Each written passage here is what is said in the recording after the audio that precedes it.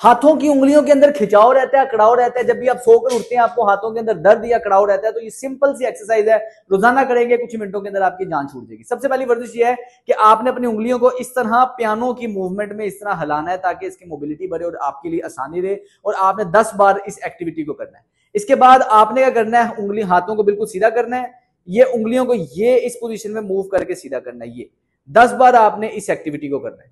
फिर छोटी उंगली से बड़ी उंगली तक आप इस तरह मूव करेंगे, फिर वापस लेके आएंगे। 10 बार आपने इस एक्टिविटी को करना है।